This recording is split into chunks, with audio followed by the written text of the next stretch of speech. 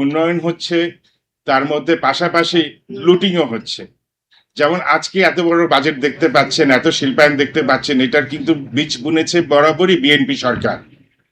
আর ফসল তুলেছে আপনারা জানেন কারা।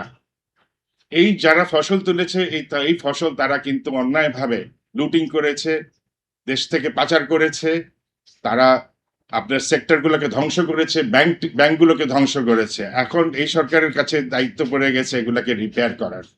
একদিকে রিপেয়ার প্রসেস, টাকা ডিভ্যালুয়েশন, বাড়তি টাকা দিয়ে সমন্বয় করতে হচ্ছে বিদেশি লোন, আর একদিকে আমাদের অর্থায়ন হচ্ছে না যতটুকু দরকার।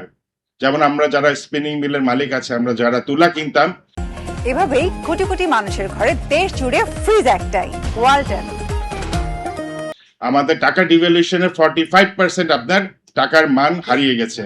তাহলে সেই টাকার সমন্বয় ব্যাংকে করতে হবে, কিন্তু ব্যাংক সেটা করছে না, বা সরকারের হয়তো সেখানে মনোযোগ দিতে পারছে না বা করেনি। বিশেষ করে ইন্টেরিয়াম গভর্নমেন্ট, তাদের উচিত ছিল এটা সমন্বয় করা এবং সময় উপযোগী সিদ্ধান্ত, যেটা আমরা আশা করে থাকি সরকার নেয়, বহির্বিশ্বে নেয়, সেটা আমাদের সরকার করতে পারেনি। আমি referring two again interim government.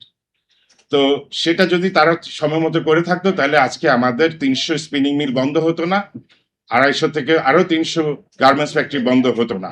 খুব অল্প টাকার বিনিময়ে আমাদেরকে উজ্জীবিত রাখা যেত। এবং বর্তমানে যে কম্পিটিটিভনেস আসছে বা আমরা এখন প্রতিযোগিতামূলক ফাইট করছি, আমাদের সবই ঠিক আছে, ব্যবসার দমও আছে, কিন্তু আমরা সহযোগিতা পাইনি।